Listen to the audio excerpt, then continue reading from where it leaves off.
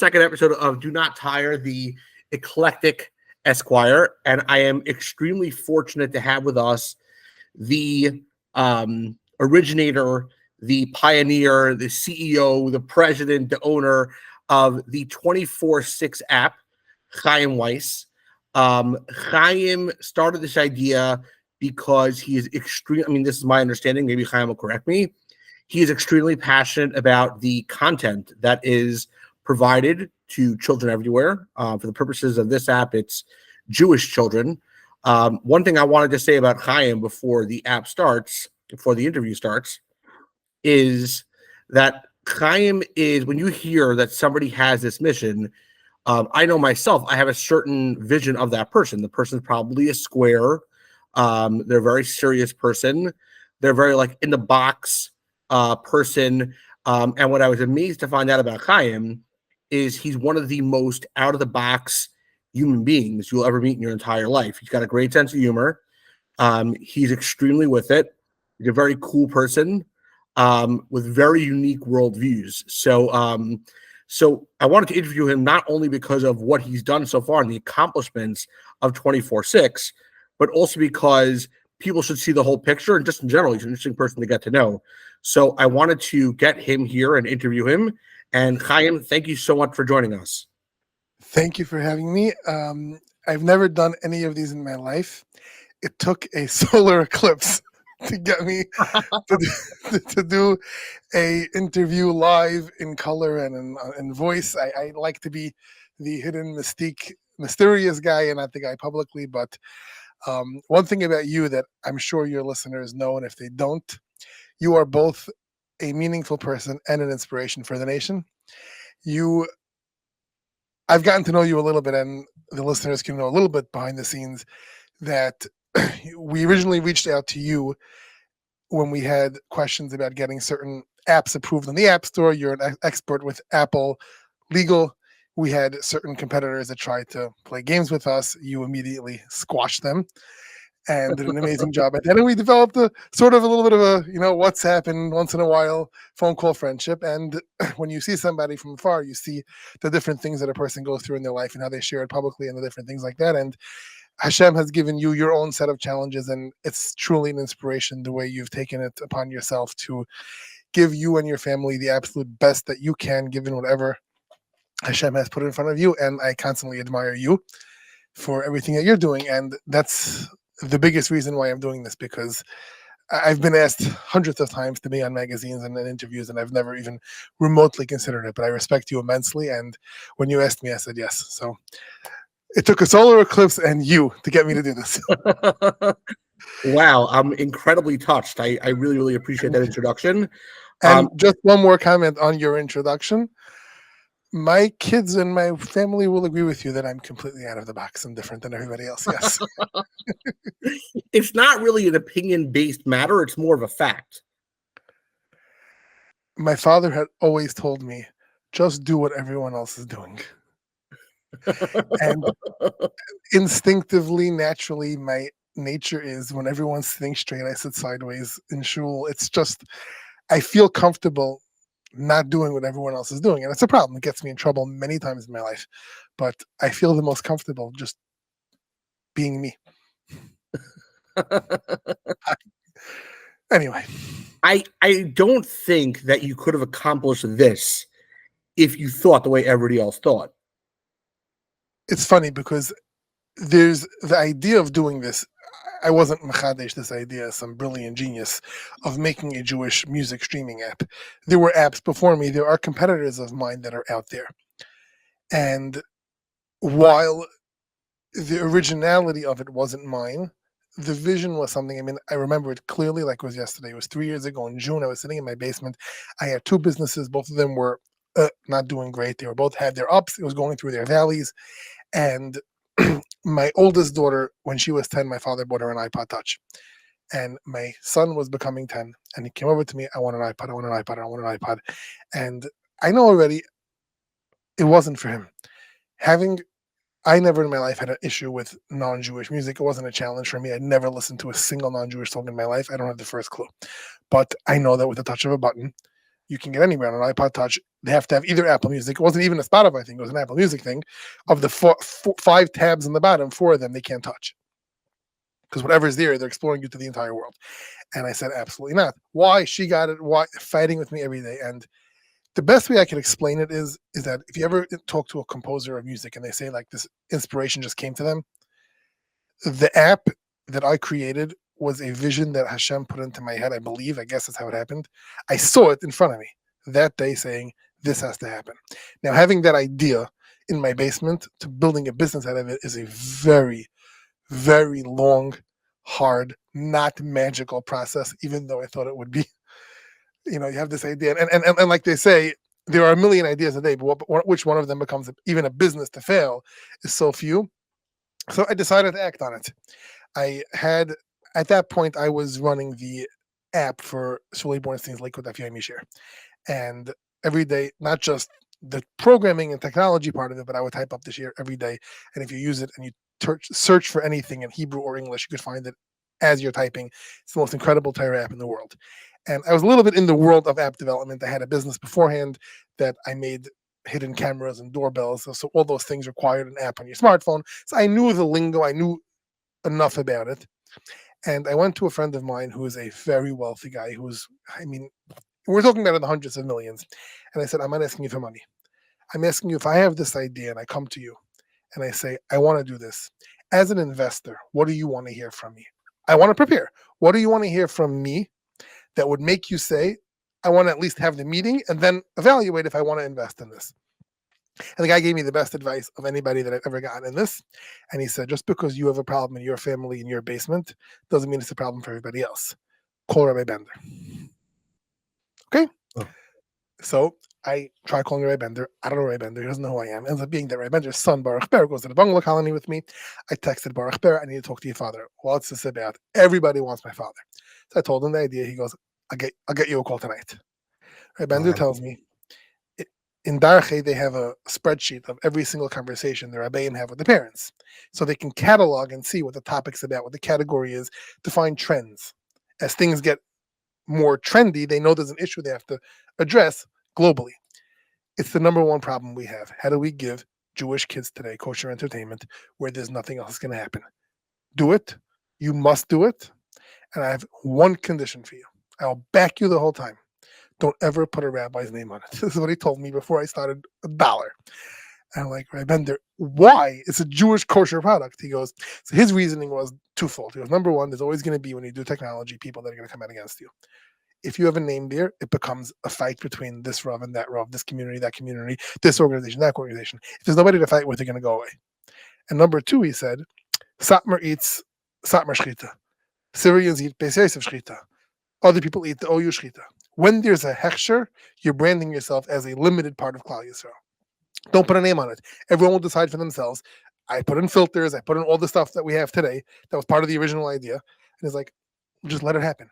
And everyone will customize to their own hashkafic reality and not need a rabbinical approval to say, oh, this is good for me.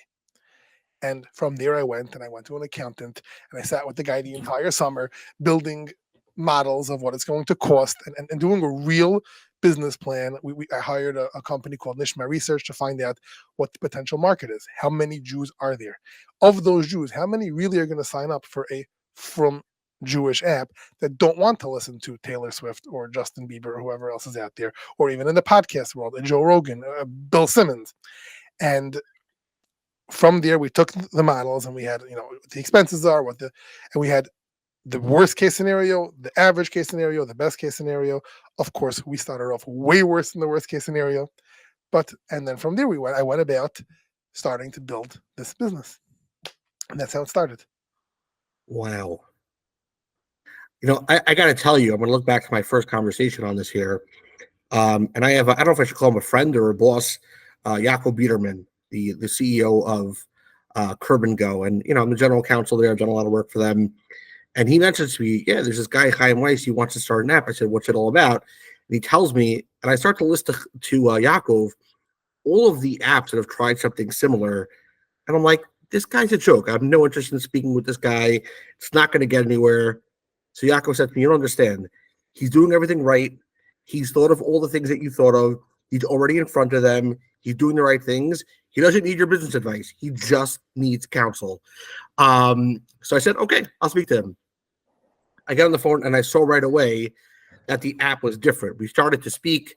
You showed me some of the beta development of the app, and I saw like this is the real deal. This is going to look like Spotify, act like Spotify, or whatever music app you might be used to, just kosher.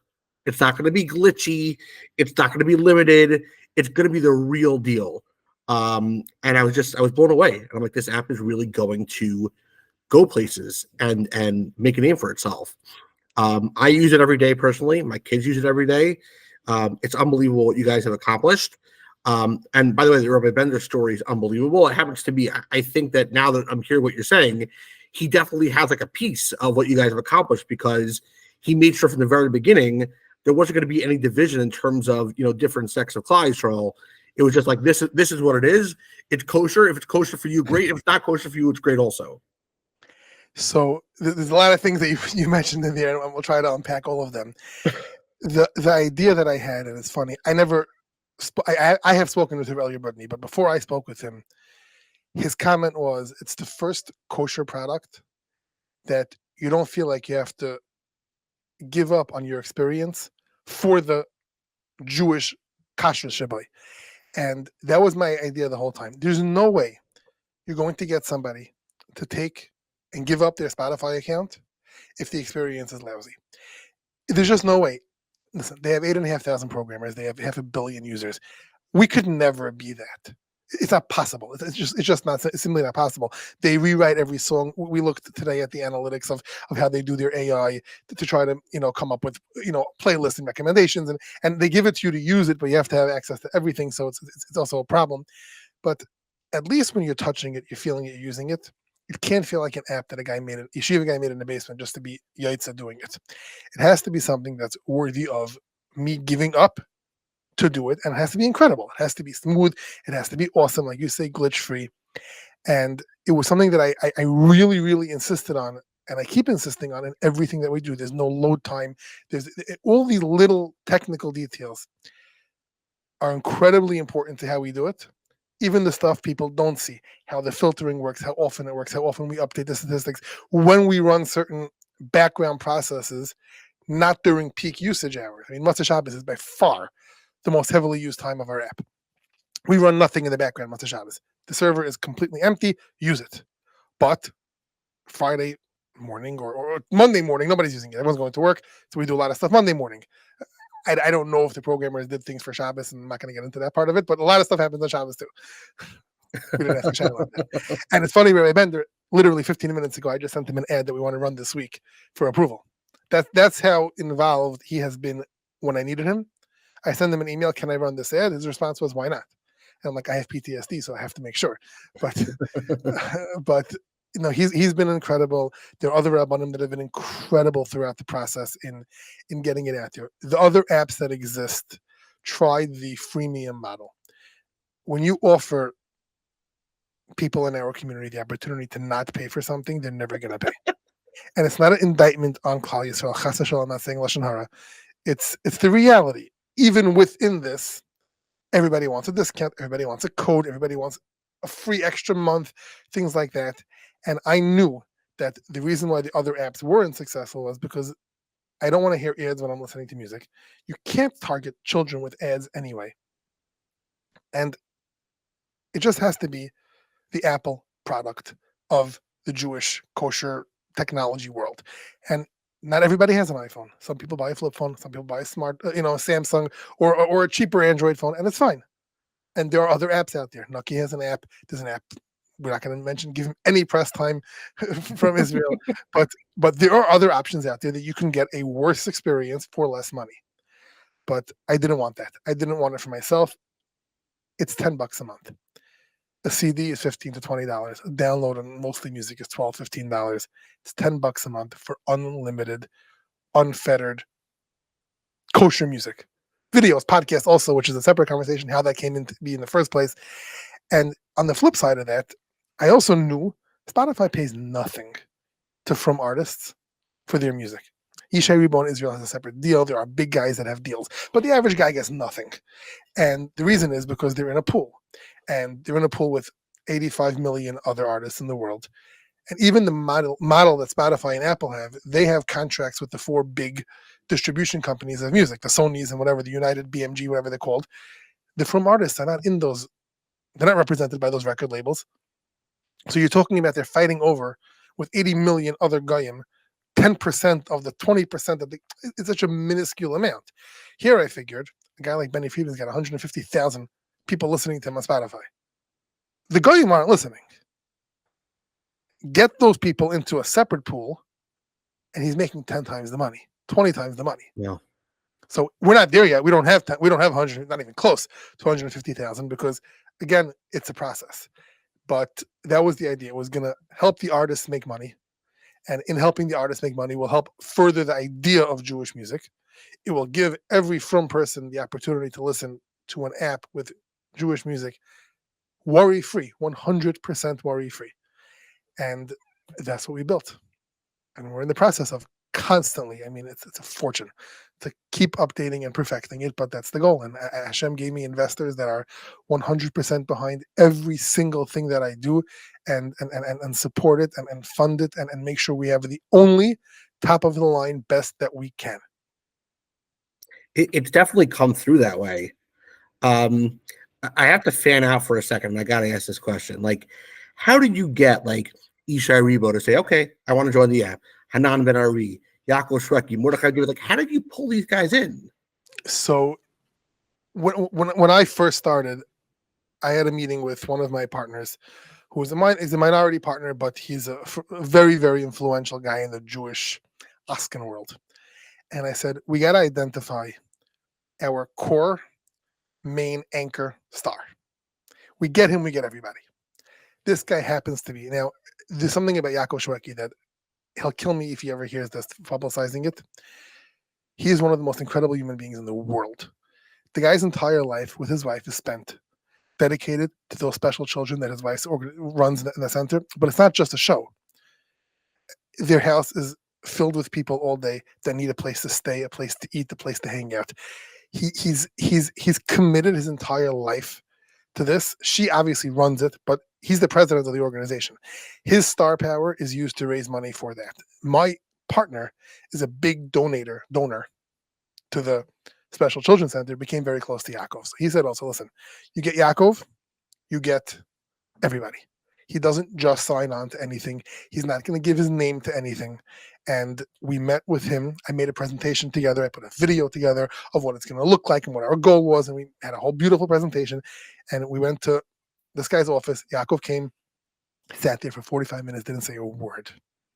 We went to Mincha, he came back, he points to the thing and he goes, you guys are doing it right. And from that meeting till we signed him was 9 months of negotiations with his lawyers.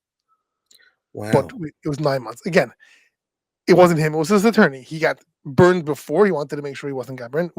He's constantly involved. He's an incredible, again, we speak all the time. He's one of the few guys that I have a very, very good relationship with and I'm close to in this. And he was the anchor. And when I got him, most of the other artists, again, there's no downside. There's no cost to joining. You don't like it, you can pull out any time. Because I had him, I was able to then get a meeting with Ishay Ribo and his manager. Now, that meeting took place in Tel Aviv in Eretz Yisrael. I happen to be one of the few people that the only time I've been to Eretz Yisrael in the last 23 years was the 36 hours I went to Kiss the Ring by Ishay Ribo. Wow. Yeah, I haven't gone since I got married. I have nobody to watch my kids, so I feel it's not nice to go without my wife. So I haven't gone. But for that, it was before Rosh Hashanah. It was before we launched. And I went to Tel Aviv and I met with him and we sat there for 3 hours and I showed him everything. And again, the manager speaks perfect English. Isha has a better than he lets on English and I have a worse than I let on Hebrew. But we got through, we talked and he loved it. And again, with all of them, I paid nobody to join the app. I couldn't set a precedent of, well, you're not a Jewish music app without me, so you have to pay me. However, I do need them to back what we're doing. So certain artists that a Rav who we go to told us to pick, we gave marketing deals to. It's their job. It's not a signing bonus. It's a marketing deal. They have to promote it. They have to give us exclusivity. They have to give us the exclusive rights to their stuff from all Jewish streaming. Every new album we get first, and it worked. And we have deals with certain artists that we identify that we must have, and that's how we got it. Obviously, the money did help, but there really is no downside. There's absolutely no downside in the world for a film person to put their music on our platform. You are reaching your core constituency, and we're paying as better than most other platforms. I mean, we pay better than Apple already, and we're almost up to Spotify, and then we're blowing away all the other from apps that pay. So there's no downside. And again, we also showed them that we're doing something that's going to be, they're going to be proud to put their content on. Wow. But it was hard. It was very hard. Like, I was amazed. I mean, I'm a Jewish music enthusiast. You want to, if that's the thing. I've always been very into Jewish music. So at first I was amazed by all the names I just mentioned. Now I'm amazed at like a third of the artists on the app I've never even heard of. It's like amazing you're giving all these people like a new opportunity to reach new listeners and viewers. So it happens to be, it's a controversial thing. Not controversial in a bad way, but the premium star guys are losing out the way it's currently. We're fixing it this week, but the way it currently is now, any Chaim Yankel in his basement with a MacBook can create a DJ song and put it up there and bump Yaakov Shwekey off the top of the new releases and things like that. So we're separating it. We're separating it now to discover new artists, featured new releases from people who are worthy of being featured. Now, featured is a very broad definition. We defined it. We can always change it. We can always update it. But I don't feel it's my responsibility to market them. I think that it's their responsibility to market themselves through us, through other platforms, because they can't. There are 1,100 artists on the platform. Wow. Everybody feels that we should go and promote them, and I would love to. I have no skin in the game. It makes no difference to me who makes more money or has more streams on the app. Our goal is to present the end user with the best possible experience. So I spent the entire morning working on AI algorithm models to try to get the best possible recommendation, what you see, what comes next, which related artists, how to analyze the songs to know what you like, what others like, how to present it. It may help, it may hurt certain people, but it's not, the artists themselves are like anonymous in this. It doesn't matter who you are. At the end of the day, there are 5, 6, 10, 15 guys that are world famous superstars. It's like that in any industry. They're going to dominate the business. But yes, we definitely have an influx of people who would never get a chance to be seen if not for the app, which is nice for them. Yeah, I think it's great. I really do. I'm not in a position to weigh in on the controversy involved, but I definitely think it's a great thing, and I'll leave that management to you. That's one of your areas of expertise in terms of dealing with these folks. I want to rewind for a second because you mentioned earlier, prior to 24/6, you were working on Shirley Bornstein's Daf Yomi, which, by the way, is fantastic. But like, how did you end up in that world? How did you end up in the app world in general? Like, what were you doing before that? So I had 2 different companies. I had an electronics company, and I had in that electronics company. So I was the first person in America when Apple introduced the Apple Watch to bring in from China the fake replacement bands. Okay. And I bought them for $9. I would sell them to Groupon for 36, who sold them for 45. And we would sell tens of thousands. Like, you can't imagine. I bought a bungalow from stupid Apple Watch bands. Wow. But what happens? You have a successful product. Someone else goes to China, buys it for 9, sells it for 11. So I always was searching for another product and another thing. So I was selling, other people's brands, and I would make my own brand, which is just the same thing from China under a different label. I guess nobody can at least price compare and price shop it. And again, I had a few very good years. We had some worse years. I was doing it for about 5 or 6 years. In that, I branched into a smaller department of hidden cameras. Like when the white iPhone plug, you remember the original iPhone plug? I mean, they still are. They're little white ones.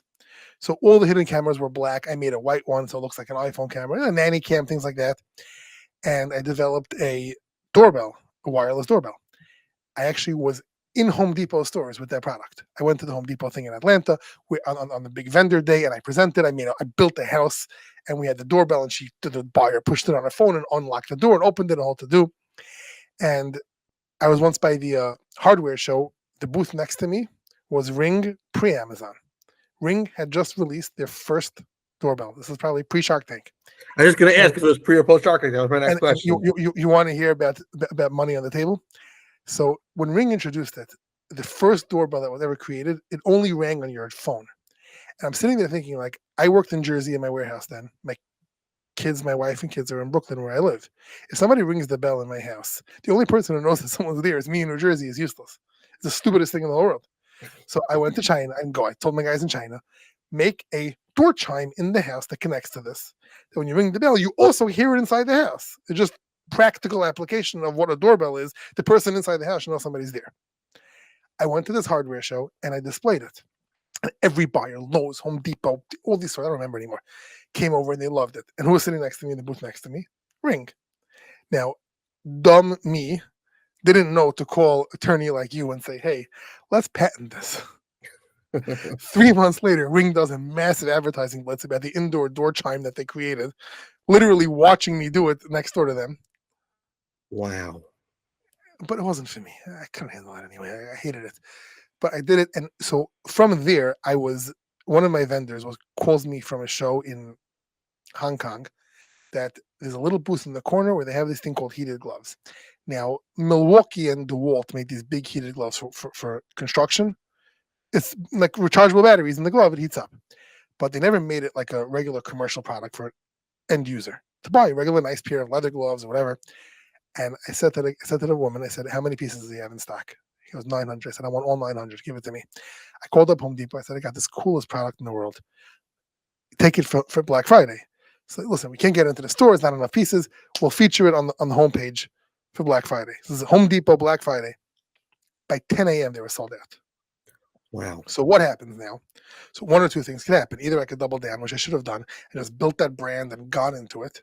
But I knew already from my experience with the electronics, someone else saw it also. They're going to the same vendor, and if I paid 30 and sold it for 60, they're going to pay 30 and sell it for 35.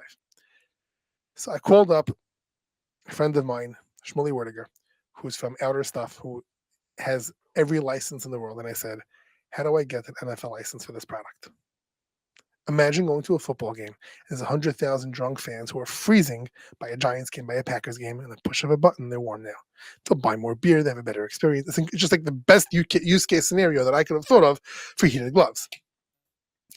I spent about $150,000 developing for the NFL heated gloves. They have the craziest licensing rules. They have to test it in water, test it in fire, test it because the colors can't change from their logos, their branding. It was crazy. We're like at the 1 yard line, to use the NFL, example. They fire the head of licensing and hire a new person. You ever want to see like Hashem says, no, this is not for you? And she says, I'm putting a freeze on new licenses for 2 years till I learn the business, learn all the different vendors, learn what's going on. Also, this product was a crossover because they had an outdoor whatever license. They had a heating. Well, I was trying to mix together my own little thing. Also, the NFL has a limit. They only give 200 licenses because they don't want to flood the market. Then no one's going to pay for it. They have to make it unique. So I was sitting there and I had these business and I got a partner and I got an investor and we made products. We made dog heated products and all these things. And I still have in my house boxes full of the stuff. And that's really where I learned these things. Now, while I was doing that, I started listening to the Shir. I happened to go to the Bungalow Colony with Shirley Bornstein, and I couldn't believe. I mean, I don't know if you ever heard it, but you're walking into Brisk every day. It's the most incredible thing in the whole world. Every single day, the Shir is just incredible. But on Wednesday, Tuesday, Shir was gone.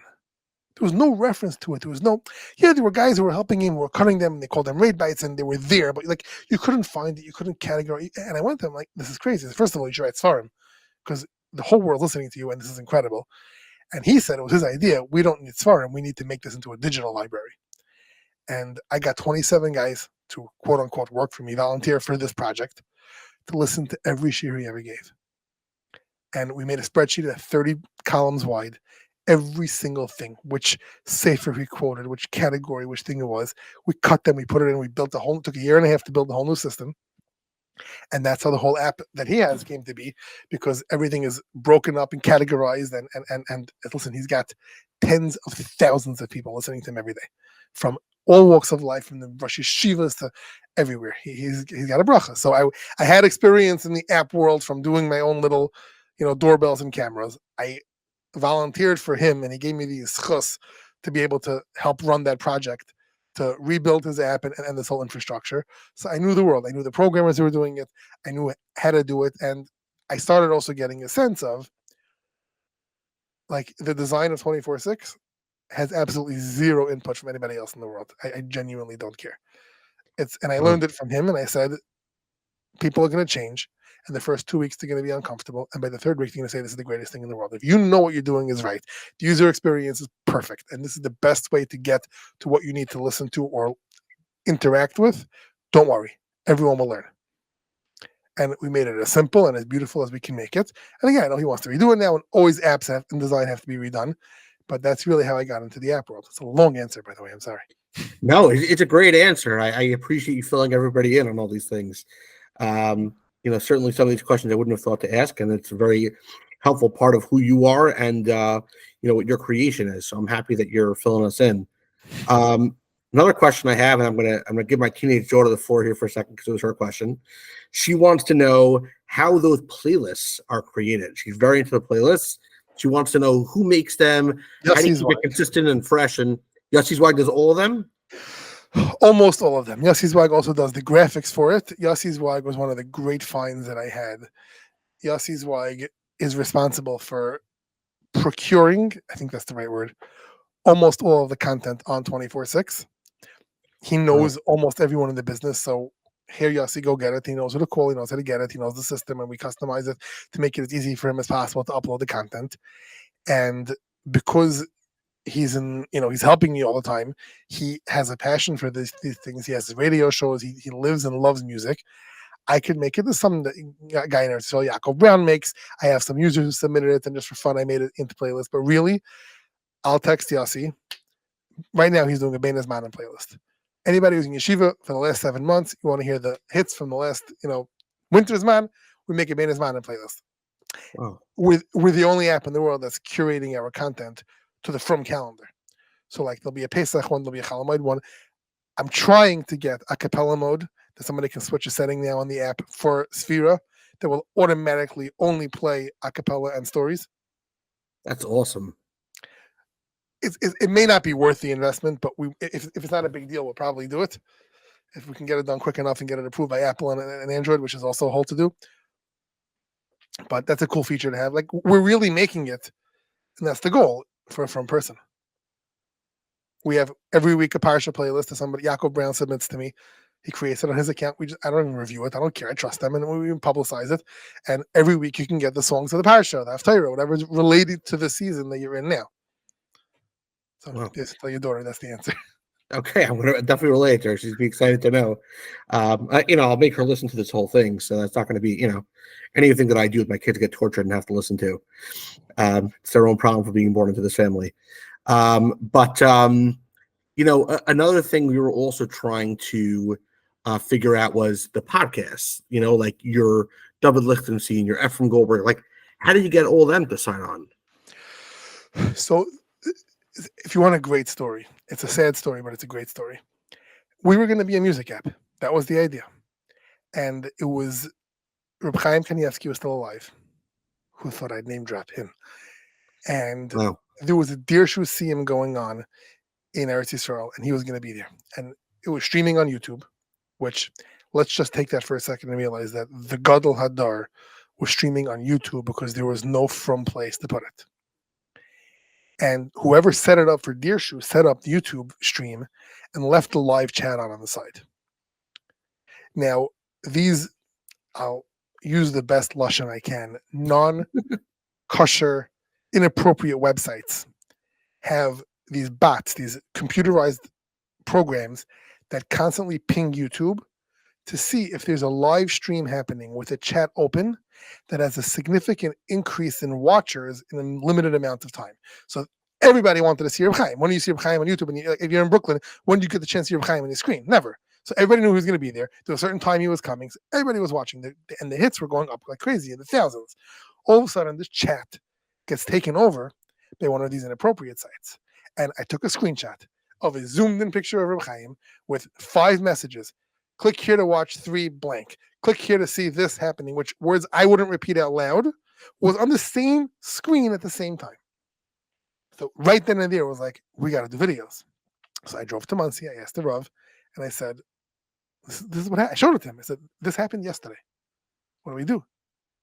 So he goes, if you can do it, then find a way to create a platform that this can happen, where they can stream a Dir Shusiyim without that happening, then you have no choice. You have to do it. Streaming video is prohibitively expensive. Storing the videos, a song is 3 megabytes. A high-end song to give us a WAV file, whatever. A video is gigabytes big. An hour-long video, they're massive. And every time you stream it and all those things, it costs a fortune. And we had no choice. So it's a beta version of what video is going to be one day, because right now we're first getting the music part perfect. So once we were doing music and videos, podcasts became an obvious third thing to do because it's available for free.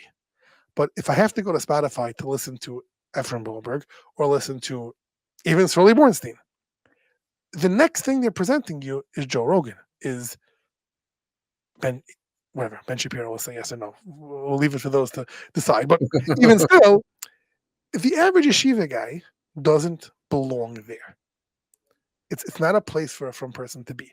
So to get podcasts are easy to get because it's an RSS feed. So you have to find the person who's responsible, who has the rights to the content. They send you one line of an RSS feed URL. You put it in the system, and the system we built just pulls it all in. Now we happen to host everything else. Most podcasts, every other podcast app is pulling the audio from the original source. But because we want to keep it kosher, because we don't want anybody else putting ads in, because we don't want, also a lot of the kosher filters won't allow it, we save every single file, the original file, on our own servers. So when you stream a podcast by us, you're streaming it from our server. But we go out there, and I have maybe 10% of the podcast that we should have, but I can't put something on without permission. I don't know everybody. Generally, people at this point come to us, fill out a form. We'd like to join the platform, where somebody finds my number and texts me, which I don't answer, and we get them, and we're growing it. And one of the things that we're really focusing on now, which was I didn't want to do in the beginning, is the Torah section. I felt that we're an entertainment app. Torah belongs on something has the chashivas and the proper. It gives it its own thing. Ishay Ribo and Rab, whoever, don't necessarily belong in the same equal thing. But when we started building our devices, which is a whole separate conversation and a separate business, we realized that my devices are the only devices in the world where you can stream or download a shiur without a smartphone or a browser. That means if you want to do something 100% kosher, you get a 24/6 solo device, go to Torah, go to Shiurim, download it, take it with you. You can't do it anywhere else. There's nothing else. It's either a phone, a smartphone, a computer, something that has access to other things as well. So once we realize how many Bachrim are now like emailing us, can you get this guy who has 12 guys in his shiur, in 12th grade somewhere in Lakewood, can you put a shiurim on? Because that's what they're using now as their, used to be like those Olympus voice recorders, now they use solos. So we're gonna start focusing on increasing our Torah output. Now, I don't want to take away Torah anytime. We're not Torah anytime. We're not looking to be Torah anytime. We're not iTorah. We're not all DAF. I don't recruit a single shiur because I don't feel like it's our place to be recruiting a shiur. We're a paid entertainment app. But if the Maggid shiur or the owner of the content or the person that the Rav assigns to be the person in charge says, hey, put it there and we have permission, we're happy to host it and give our listeners the most kosher way possible to learn the daf. Wow. It's really amazing what you guys have done in such a short period of time. It's incredible. Thank you. I'm going to hit you with a little bit of a harder question now. We talked about a lot of the successes that you've had. What major hiccups, besides what you shared, what major hiccups have you encountered in terms of making this thing happen? So there were a few major ones. The first company we used to write the code wrote the entire thing wrong. We rewrote the entire thing. We just finished basically rewriting it. We're talking about millions of dollars. Oh. It's not a matter of blame or whatever. They didn't do it the right way. One of the things that we have is the filters, the filtering, which I believe I believed most people wouldn't need. What's the worst thing you're going to listen to? Insert artist X. I'm not going to pick anybody, but it's all from approved music by a mashgiach in Eretz Yisrael. It may not be your flavor, no. But the filtering is a massive amount of work, and an overwhelming large number of our profiles use filters. Filtering on that level has to happen server side. That means these massive cloud computers have to filter before it touches whatever device is touching, because these devices are just, even the iPhone 15 Pro Max XL Plus does not have enough computing power to filter at a speed hundreds of thousands of pieces of content in an instant. A computer does. They wrote the filtering in the app, not the other way. There was a lot of stuff. We went through a lot. So programming was an issue. I switched to the company that I used to like with Fami, the best guys in the whole world, Rusty Brick. Don't use them because I need them, but they're the best in the whole world. For a From app for sure, but they're the best in the whole world. That was one. I knew it was going to happen. I didn't realize how powerful it would be, or how effective, or I guess defective it would be, the resistance to technology change from certain groups in Klal Yisrael. The fear of something new, unheard of. I'm not going to name specific towns, communities, organizations, but there was definitely a learning process that many people had to come to grips with, that this is the reality today. I mean, before I launched, my son was in 7th grade last year in Torah Vodas, and his 7th grade Rebbe, the second day of yeshiva. So they have, meet the Rebbe, you have a 5-minute time slot. What do you do for a living? This is what I'm doing. We didn't launch yet. It's coming out soon. He gets out of his chair because he gives me a kiss. Wow. And I'm like, what do you mean? He goes, and I'll say it out loud. His words. What was Playboy when you were a kid is Spotify today. I can give you a direct link from the kids who listen to Spotify in 7th grade that are having trouble in the Sifta. Today, it's not just music. Every song has a video behind it. Every picture of every female artist on there is not dressed. And it's immersive, addictive music attaches to a neshama. And a 7th grade boy, changing from a child to a man, can get turned overnight. Because you have no idea. It's much worse than what you had. It's much worse when you were growing up. You have no idea what you're going to do. It's the biggest thing in the world. And we thought, I thought my son, again, I didn't speak to millions of people. I worked in my basement. My son's 7th grade Rebbe saying this, everyone's going to see it. But it wasn't the case. And today they do. Today they realize the problem. Today they realize that the alternatives, while this does use Wi-Fi, and there are those who want to pretend that Wi-Fi doesn't exist and they can live a life without it, and if they do, kol hakavod, ashreichem, ashrei chelkechem, and they are incredible and wonderful, and kol hakavod to them, and let the kids at 4 o'clock on Friday afternoon have mishnayos groups instead of playing ball, and I'm not even knocking it. It's beautiful, but it's a miyut shebemiyut of Klal Yisrael, and the numbers don't lie in that. Spotify numbers are insane. Yaakov Shwekey's got 180,000 people following him, listening to him the last month on Spotify. These are from people. The Nagayim aren't listening. And I didn't realize how big of a pushback we would get from the pushback. Meaning, I have friends in Lakewood who have kids in Masifta who said, if I'm going to break the rule anyway, I might as well use Spotify. And I don't think those who were against us realized that would be what it was. And it took some time. It took people, listen, they banned the internet. They all do WhatsApp raises now. So Jewish technology always has a process of getting comfortable with it, fine-tuning it. The Rabbanim, I am not arguing with a Rav. I'm not a Rav, I'm not a Rebbe, I'm not a Mechanech. I would never go publicly or privately and say that I know better. They have to stand for something, which makes us be more conservative. And if that's what they did, it worked. It changed our marketing. It changed how we do things. And kol hakavod, if that's how it had to happen, it's how it had to happen. But it's definitely slowed down the growth. But I think really, really the biggest impediment that we have is an adult person on his smartphone will never share with anybody their real browsing history. Nobody's doing it. And the reason is very simple. Because an adult trusts themselves that if I go on the New York Post website and there's an article that has a picture that I shouldn't be clicking, but I click on it, really nothing's going to happen to me. I'm not going off the derech. I'm not going to slippery slope into websites that don't belong there. It's fine. Right now, in this moment, that's what I want to look at. And Every adult that I know feels that way. They're not going. They're their own personal shimer. What does that have to do with me? A person on Spotify has access to everything. A person on Apple Music, same thing. You're right. I listen to Jewish music, and I keep using him as an example because he's the biggest, but I want to hear Joe Rogan once in a while. I want to hear Ben Shapiro. There's a new Taylor Swift song that when I scroll and she's not dressed on the cover, I'm going to click to listen and see the video. And I don't feel like I'm going to be a guy or I'm a bad person. Whatever, it's fine. I do it, I move on with life, and I forget about it. At least the average person thinks. Getting that person to put in a gather of saying, no, this doesn't belong in my phone.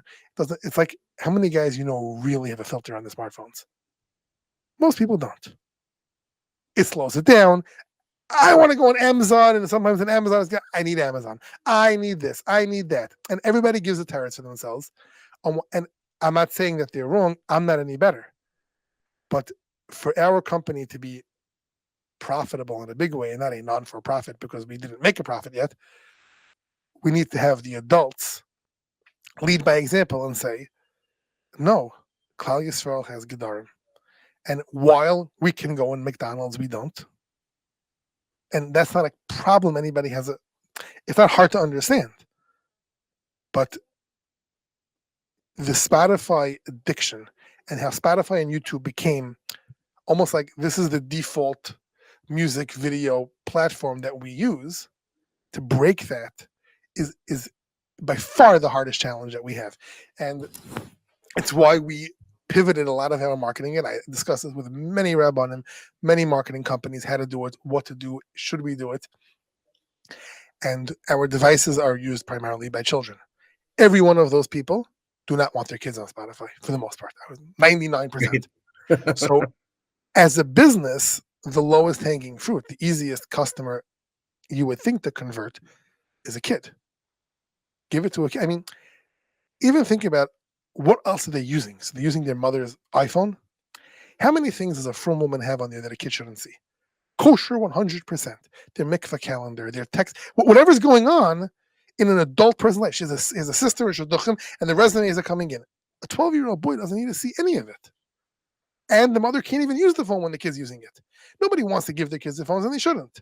So we made the devices. The devices have been, I can't keep them in stock. I don't make more because I want to make them better, because they break and they're Chinese garbage. So we have to make them better and constantly try to make it better. But if I have more, I would sell more. But we sold almost 20,000 already. Wow. Which is a crazy number. And that's really where we pivoted to. But really, my goal wasn't to make only a kids app. It's not for kids. I'll close this speech with one Vart type of thing, because we're in the season now. Rabbi Mansour once said such an unbelievable thing that when I say it over to people, they have no answer to me because it's so good. We are a nation that has to have rules. The night of the year, in 2 weeks, not 3 weeks, by the way, in 2 weeks, check LinkedIn if you want to know what the inside. In 2 weeks, we're going to sit down to celebrate freedom. There is no night of the year or no event that a Yid does that has more rules. Pick up the wine, put down the wine, cover the matzah, uncover the matzah, lift the thing, put down the thing. Every second's another halacha. Literally, every machzer has a different version of the halacha. How to do it, how much to eat, turn this way, turn that. Every second. In the night that you're celebrating freedom. That makes sense. Because freedom by us doesn't mean I have unlimited Spotify. It means I have 24/6. I can pick within a boundary.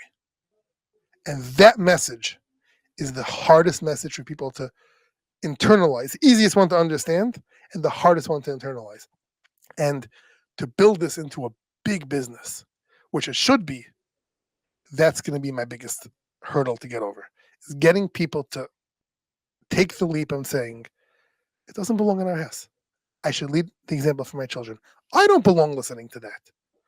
And it's so hard because you're not going to admit it publicly. I'm not going to admit it publicly, but everybody I know has clicked or listened or watched something they shouldn't have. Whether it was the Curb finale last night or whatever else is going on in the world. Listen, we could hide, we could pretend, but how many guys you know have Netflix accounts and HBO Max accounts and Amazon Prime Video and I don't even know all them, Hulu, whatever it is, and nothing on there is good. Belong watching there. A guy from person doesn't belong there. So that really is the challenge of my company and of our mission to do. But if it wasn't hard, then it wouldn't be the right thing to do. So that's how you know it's good. I'm doing the right thing. 100%. And you guys have not only like picked the right area, but as I've mentioned a few times, you did it right. You made it comfortable. You made it up to speed, where people really don't have to feel like they're missing anything. And it's so well done. I've been on 2 or 3 hour road trips where all I did the whole way there was just listen to 24/6. So it's amazing what you guys have accomplished. It's only going to be up and up from here. I mean, it's an amazing opportunity. If you have not seen the app or bought the device, you are completely missing out. It's an amazing opportunity just to see what's on there and how well done it was. And I look forward to hearing that almost every one of our people are taking advantage of this great opportunity and this great product. Thank you. I would say with full confidence, we're just getting started.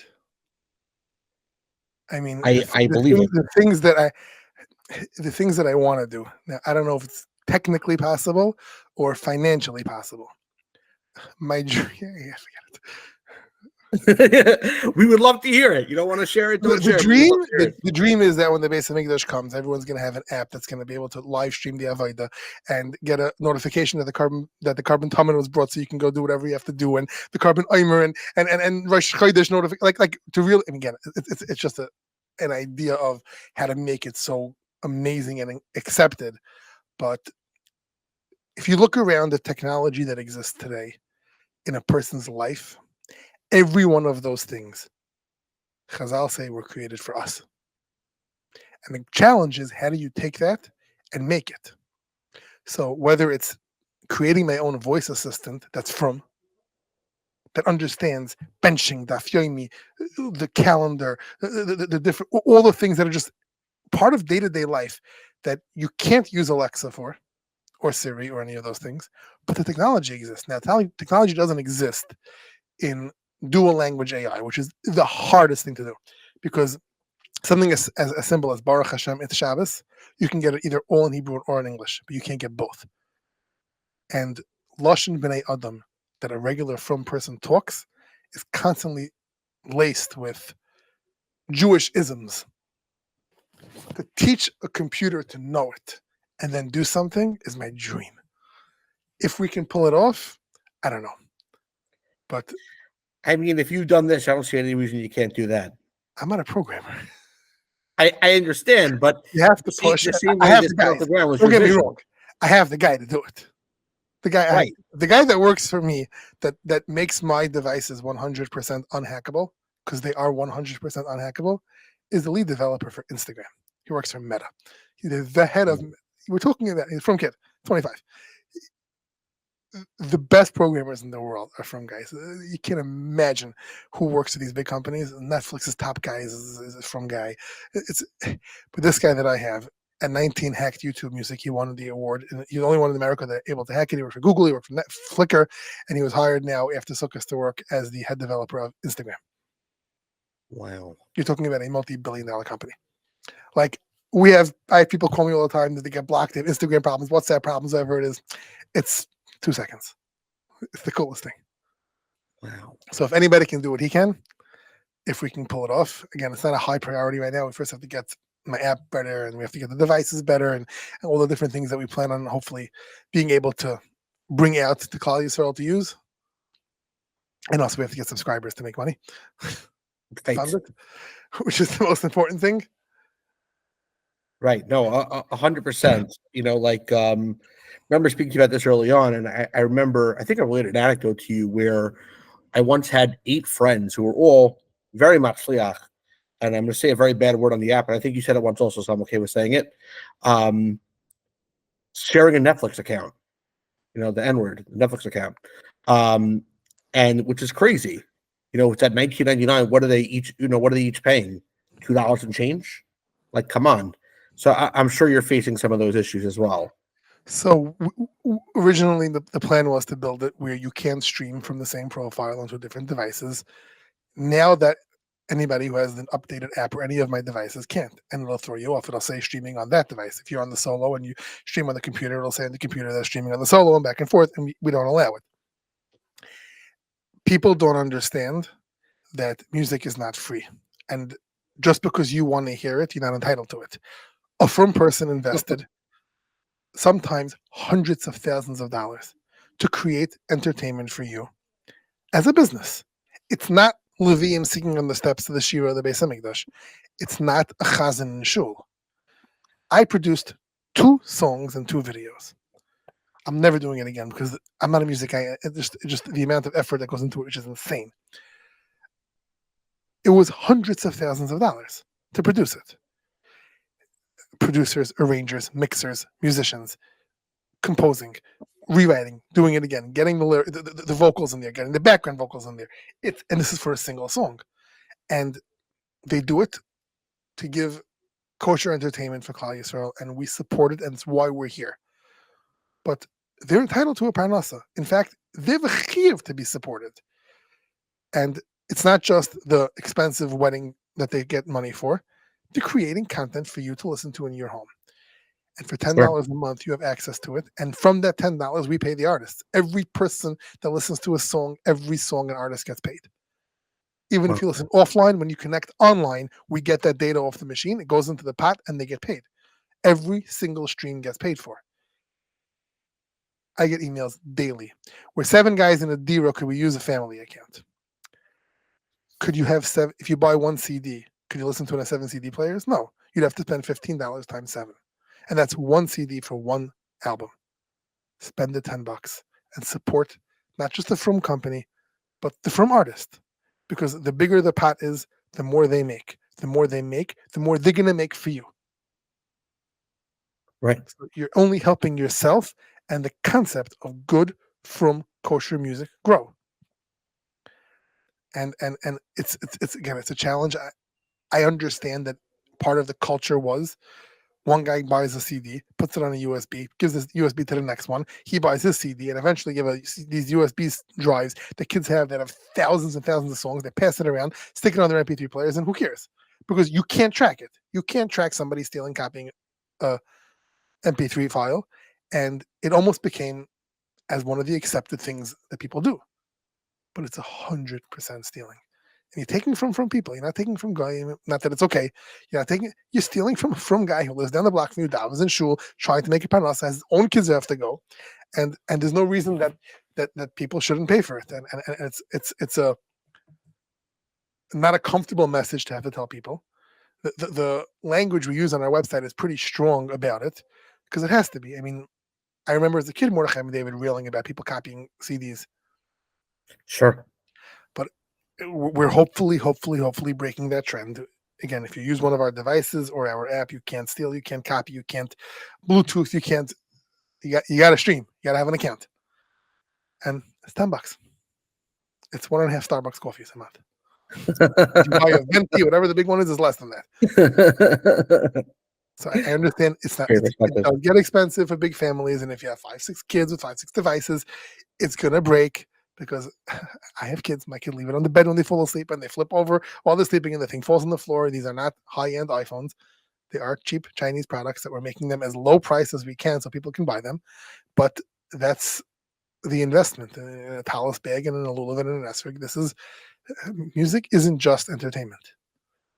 I'm not Rabbi Weinberger. I'm not Rabbi Zakatinsky. I can't give you the Kabbalah angle of what music is to a neshama.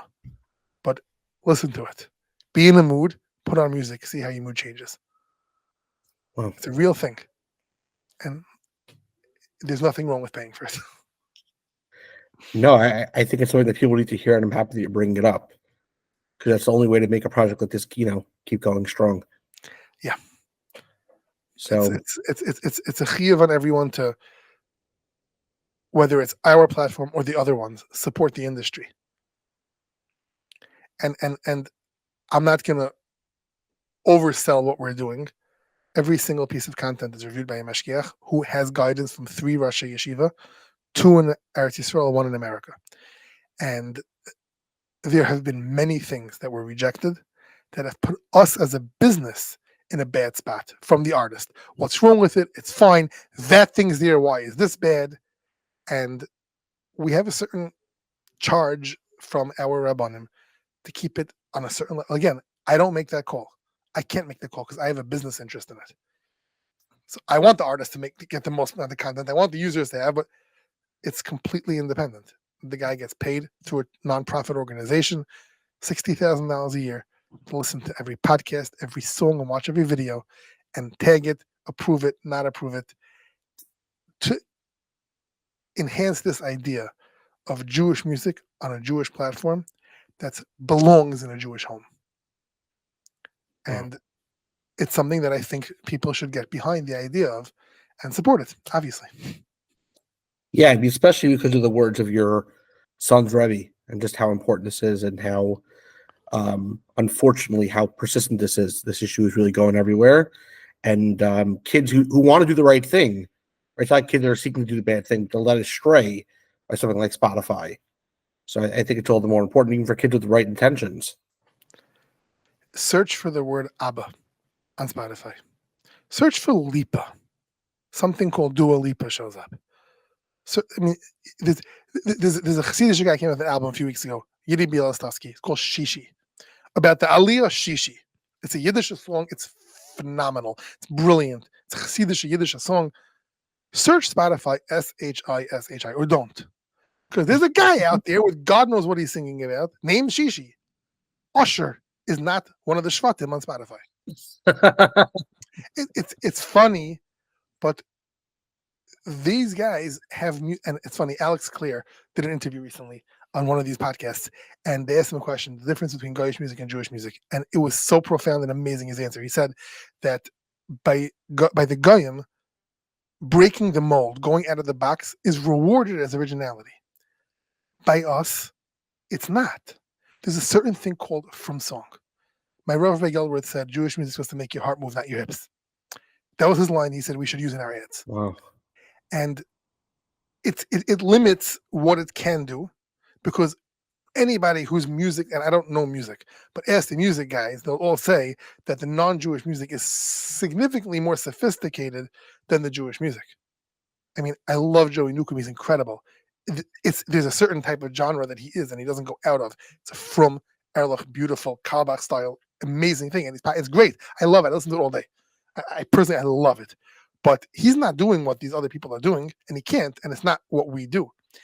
And part of what they're doing, besides the addictive nature, how Spotify set up the app, which all social media platforms do, but the music itself is addictive, and the messaging isn't Torah.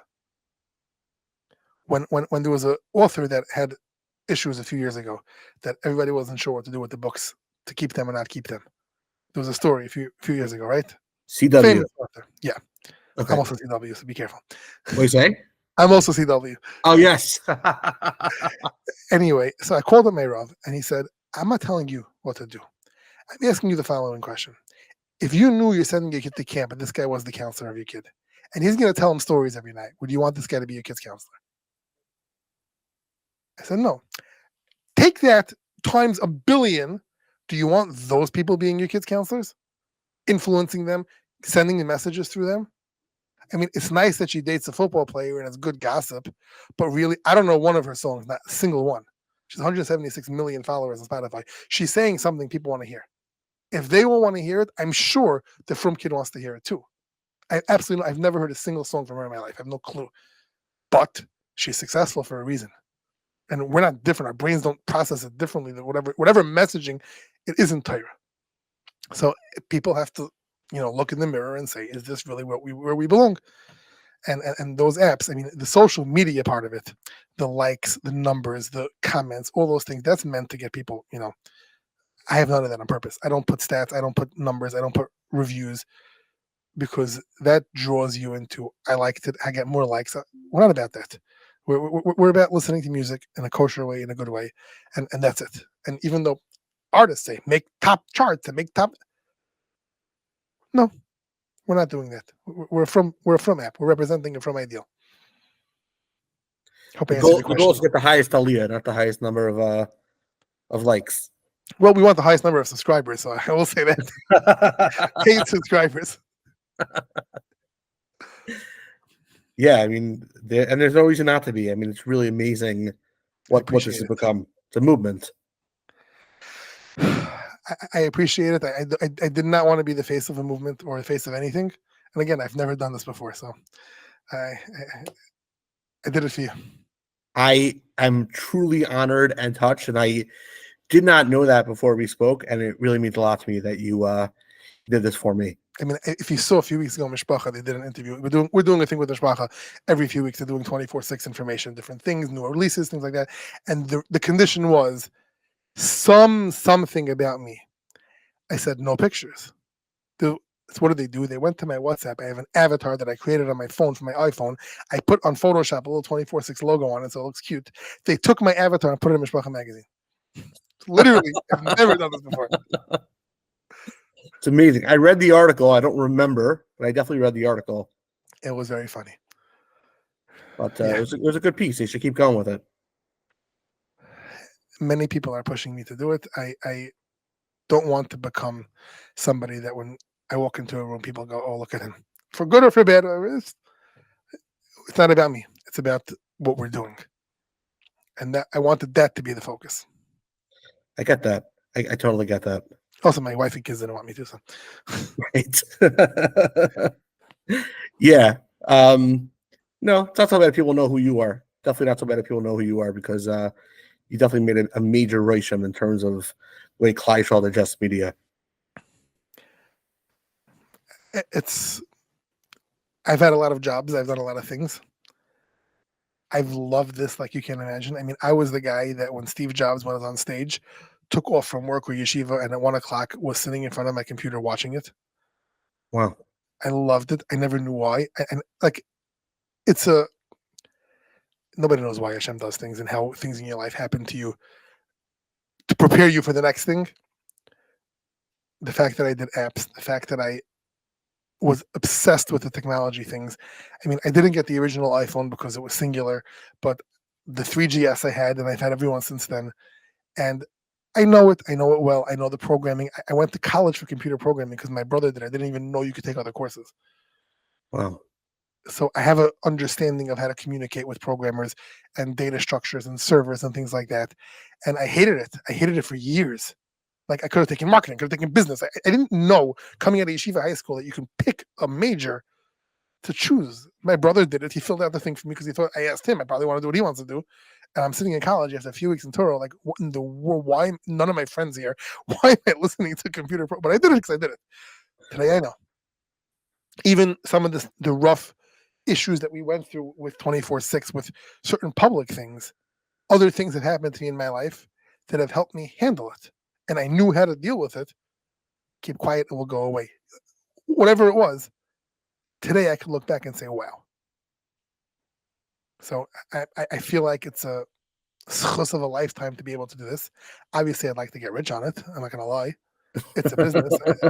I was told by a Hasidic Dayan in Muncie that don't think for a second because you're doing this, you're not entitled to make a good, real parnassa on it.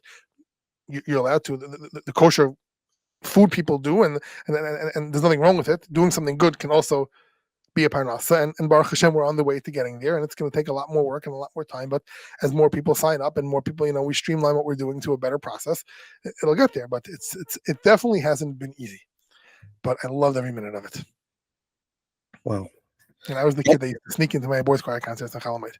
So if you go to Brooklyn College, and they don't do it anymore, the side door, you can go into the basement to the cafeteria through the hallway up right into the hall. So we used to go 4 nights a week. Chalamite with my friends. Oh my goodness. Yeah. Wow. So you're always a music guy. I don't know music. I don't play an instrument. I don't have a good voice. I can't sing. I mean, I used to lane, but like, I like it. Again, I never in my life listened to non-Jewish music. I loved it. I listened to it. It worked. It worked for me. I'm not an aficionado. I can't quote what album, year, artist, composer thing. I like it. I enjoy it. I have many people who tell me this isn't real music. It isn't good. I listened to Shwekey today, all day today, listening to the same 6 songs on his new album just again and again and again. I listen to Joey, and I felt like I love it. I enjoy it. I have no problem with it, and I love it. I'm not a musical music guy, meaning the theory behind it and the different who played what. I couldn't tell you the first thing, but I love Jewish music. It's not why I built it, but I love it. It helps. You're present in the moment when you're listening. I enjoy it. I don't know any better than that, but I enjoy it. I don't find myself lacking in any of my musical needs by listening to good from Jewish music. Yeah, I'm with you on that. Baruch Hashem, there's plenty of talent today, especially. Yes, there is. Yeah, no shortage. Chaim, thank you so much for doing this. I really appreciate it. Thank you, and I wish you much hatzlacha on 2.0. Thank you very much. And as good as I thought this would be, this was 10 times better. So it really means a lot. You took the time out. I know you're a busy person. And now that I have the background that you're not the kind of person that likes to do these things in general, I'm really honored that you made an exception for me. So thank you for that. I admire you from afar, and I'm happy to be able to tell it to you in person. And you should keep doing what you're doing, and you should keep being an example for your kids. Thank you. And keep swatting away my enemies, my competitors. I gotta tell you, he sent an email. Whew, if you ever need an attorney to stick up for your rights, hire this guy. I got your back no matter what. Thanks, I appreciate it. Of course, Chaim. It's been great. Yes. Great talking to you. And Thanks, I appreciate I'm it. sure we'll get good inspiration from this. Hatzlacha Rabba. Thank you. Thanks a lot. Take care. Still recording or is it done?